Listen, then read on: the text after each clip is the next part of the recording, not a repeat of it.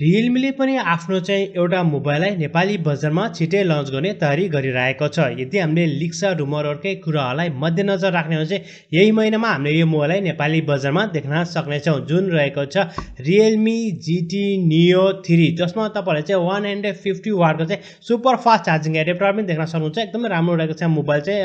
Cooling सिस्टमको यदि हामीले कुरा गर्ने हो भने अनि यसको एन्टिनाको बारेमा हामीले कुरा गर्ने हो भने चाहिँ साइडमा चाहिँ होइन फ्रेममा चाहिँ एन्टिनाहरू रहेको छ। सो एकदमै राम्रो चाहिँ यो चाहिँ मोबाइल रहेको छ।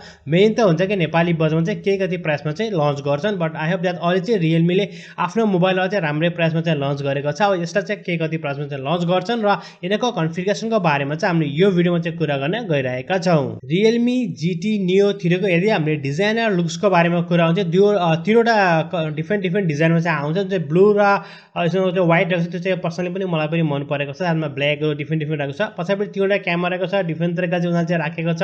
सो हेर्दाखेरि चाहिँ डिजाइन लुक्स पनि राम्रै रहेको छ।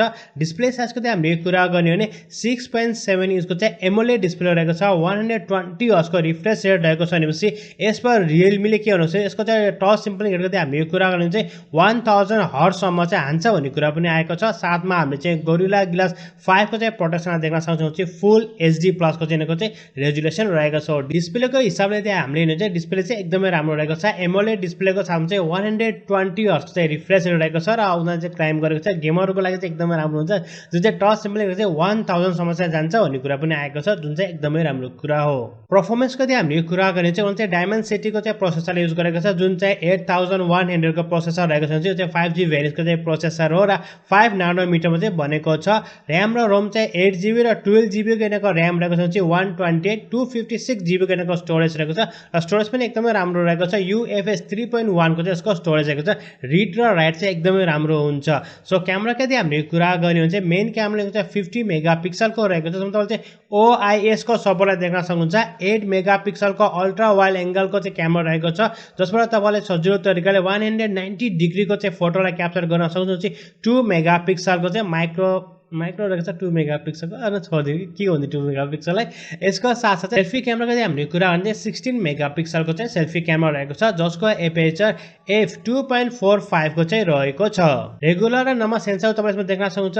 डुअल स्टुडियो स्पिकर रहेको छ। एटमोसको यसमा चाहिँ होइन साउन्ड सिस्टम रहेको छ, जसको मजाले गति तपाईँहरूको चाहिँ होइन साउन्ड सुन्ने जुन हुन्छ नि एक्सपिरियन्स चाहिँ एकदमै राम्रो हुन्छ। र गेमरहरूको लागि पनि यो मोबाइल चाहिँ एकदमै राम्रो रहेको छ। एकदमै राम्रो चाहिँ कुलिङ टेक्नोलोजीहरू युज गरेको छ। GT मोड 3.0 को रहेको छ। गेमरहरूको लागि चाहिँ यो मोबाइल चाहिँ बबाल नै रहेको छ। मेन त हुन्छ कि यिनीहरूको प्राइस चाहिँ नेपाली बजारमा चाहिँ के कति हुन्छ। र यदि हामीले चाहिँ ब्याट्री ब्याकअपकै कुरा गरौँ पहिला न, ब्याट्री ब्याकअपको कुरा गर्ने हो भने चाहिँ 5000 mAh को ब्याट्री ब्याकअप रहेको छ। रेगुलरमा तपाईँले देख्न सक्नुहुन्छ। रेगुलर भन्दा पनि 8GB वालामा चाहिँ 5000 mAh को ब्याट्री ब्याकअपको साथमा चाहिँ उनीहरूले 80 वाटको चाहिँ फास्ट चार्जिङ एडेप्टर दिएको छ। चाहिँ 12GB र्याम वालामा हामीले चाहिँ 150 वाटको चाहिँ फास्ट चार्जिङ एडेप्टरलाई देख्न सक्छौँ। एकदम चाहिँ मोबाइल चाहिँ तिनवटा भेरिएन्समा एभाइलेबल छ। र हेरौँ नेपाली बजारमा चाहिँ कुन चाहिँ भेरिएन्समा चाहिँ लन्च गर्छ।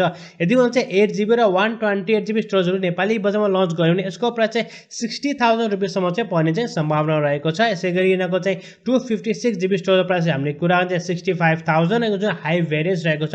12GB को र्याम यसमा रहेको छ र ब्याट्री ब्याकअप तपाईँले चाहिँ राम्रो देख्नु राम्रो ठिकै देख्नु चाहिँ 4500 mAh को ब्याट्री ब्याकअप छ। बट यिनीहरूको चाहिँ चार्जिङ एडेप्टर चाहिँ 150 वाटको चाहिँ चार्जिङ एडेप्टर रहेको छ। सो ब्याट्री ब्याकअप चाहिँ जुन 12GB र्याम चाहिँ ब्याट्री ब्याकअप चाहिँ हल्का चाहिँ कम नै छ, बट यस चार्जिङ एडेप्टर एकदमै फास्ट दिएको छ। यसको प्राइसको चाहिँ हामीले कुरा गर्ने चाहिँ सायद चाहिँ 72,000 रुपियाँ चाहिँ पर्ने चाहिँ सम्भावना रहेको छ। हेरौँ चाहिँ रियलमी नेपालले आफ्नो यो मोबाइललाई के कति प्राइसमा चाहिँ लन्च गर्छ। यदि हामीले रुमर्सकै कुराहरूलाई मध्यनजर राख्ने हो भने चाहिँ यो मोबाइल चाहिँ यही महिनामा नेपाली बजारमा चाहिँ लन्च हुने चाहिँ तयारी गरिरहेको छ। सो तपाईँहरू चाहिँ रियलमी GT 3 Neo 5G नाम पनि यति लामो रहेछ मोबाइलको नाम आजकल त न। यसको चाहिँ कन्फिगरेसन अनुसार चाहिँ यसको प्राइस चाहिँ नेपाली बजारमा चाहिँ के कति होला जस्तो लाग्छ हाम्रो कमेन्ट सेक्सनमा चाहिँ कमेन्ट गर्न सक्नुहुनेछ।